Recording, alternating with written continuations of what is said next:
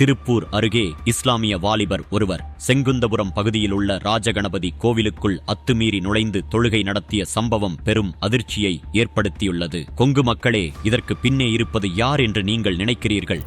Police phone பண்ணிடலாமா?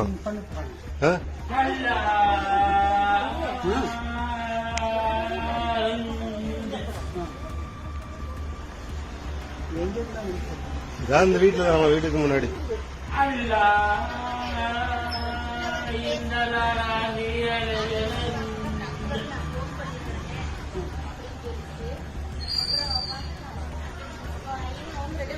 கத்திரி இப்ப வேற ஓர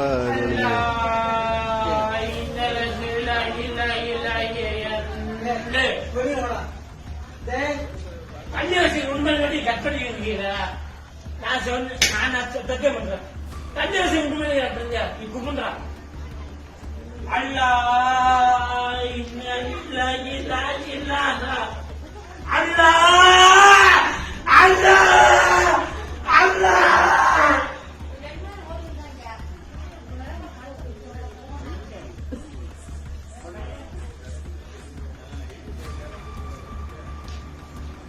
உங்களுக்கு ரெக்கார்டு வரும்.